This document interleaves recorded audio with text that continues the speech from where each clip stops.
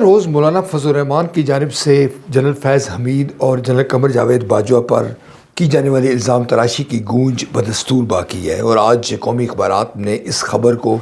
اس تردید کے ساتھ ہائی لائٹ کیا ہے کہ دونوں جو ذمہ دار شخصیات تھی ماضی کی، انہوں نے اس کی کھلا کھلا تردید کی ہے، سختی سے تردید کی ہے۔ ان کا کہنا ہے کہ مولانا فضل الرحمان کی یہ جو بیان ہے، یہ جو انٹرویو تھا، یہ حقائق کے برعکس تھا۔ دوسری جانب پاکستان پیپلز پارٹی اور مسلم لیگ نون کے جو ذمہ داران ہیں، انہوں نے بھی اس بیان کی تردید کی ہے اور کہا ہے کہ سب سے زیادہ جو بینیفیشری تھا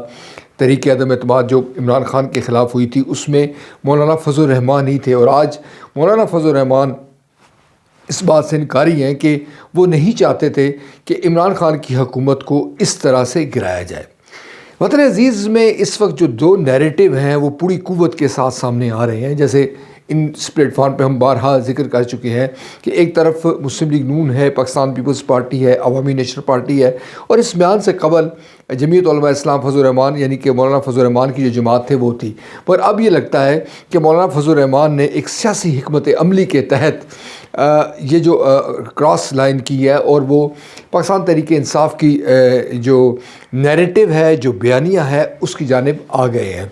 پاکستان تحریک انصاف کے وفد کی گزشتہ روز ملاقات بھی ہوئی تھی۔ اسد کیسر جو سابق اسپیکر قومی اسمبلی ہیں، ان کی مولانا فضل الرحمان سے ملاقات ہوئی، اور اس بات پر اتفاق رائے ہوا کہ جو احتجاجی تحریک ہے، جس کی بنیاد یہ ہے کہ جو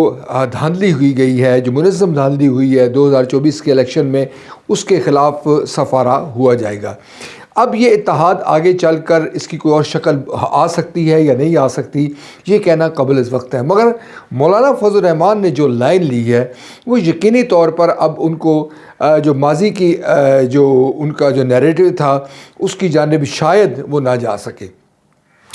کچھ لوگوں کا یہ کہنا ہے، جو باخبر لوگ ہیں، کہ مولانا فضل الرحمان نے یہ بیان ایک ایسے وقت میں جیا ہے جب الیکشن کے نتائج آ چکے ہیں، اور ان کو اس بات کا غم و غصہ ہے کہ ان کے ساتھ جو وعدے وعید کیے گئے تھے وہ پورے نہیں ہوئے، اور ایک بار پھر خیبر پختونخوا میں پاکستان تحریک انصاف کی جو اکثریت ہے وہ ہو گئی ہے، اور ان کے وہ خیبر پختونخوا میں امین گنڈا پور جو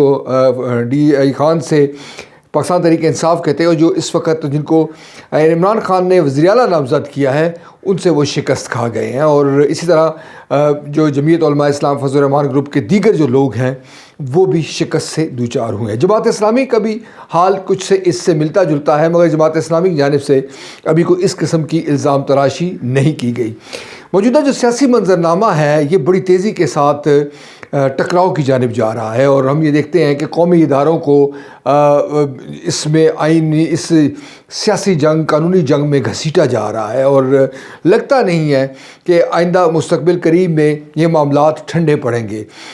اس کا بھی امکان ہے کہ جو یہ سیاست آگے بڑھے گی، تو اس میں جو درجہ حرارت ہے وہ بڑھے گا۔ آپ کو یاد ہوگا چند روز قبل ہی بلوچستان کی جو کانپریس جماعتیں ہیں، وہ بھی انہوں نے بھی احتجاج شروع کیا ہے 8 فروری کے انتخابات کے بعد، اور ان کا بھی نیریٹو ہے کہ ان کو ایک حکمت عملی کے تحت ان کو شکست سے دوچار کیا گیا ہے۔ اسی طرح جی ڈی اے جو ہے پیر پگاڑو صاحب، ان کا بیان بھی آپ سن چکے ہیں کہ جو 2 نشستیں ان کو دی گئی تھی صوبائی اسمبلی کی، وہ بھی پاکستان پیپلز پارٹی کو دے دی جائیں،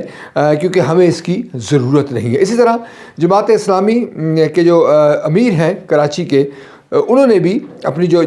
نشست ہے وہ کہا ہے کہ وہ اس سے دستبردار ہو رہے ہیں۔ پاکستان کی جو سیاسی تاریخ ہے، اس میں لگتا نہیں ہے کہ کبھی اتنے متنازع الیکشن ہمارے سامنے ہوئے، یا ان کو متنازع قرار دینے کے حوالے سے جو سیاسی جماعتیں ہیں وہ ادھر پوری قوت کے ساتھ سامنے آئی ہو۔ 1971 کے جب مشرقی پاکستان ہمارا الگ ہوا، اس وقت آپ کہہ سکتے تھے کہ یہ صورتحال ہوئی، اور اس وقت 2 جماعتوں کا ایک ہمیں تصادم نظر آتا تھا۔ کچھ اور ایلیمنٹس بھی تھے، وہ تاریخ کے اوراق میں موجود ہے کہ کس طرح سے ہماری جو ناقص حکمت عملی تھی اس کے انجام میں مشرقی پاکستان ہم سے الگ ہوا، یا ہم نے دارستہ طور پر مشرقی پاکستان سے جان چھڑائی، یہ ایک ڈیبیٹیبل بات ہے۔ مگر جو کہنے کا مقصد ہے وہ یہ ہے کہ اس وقت جو 2024 کا الیکشن ہے،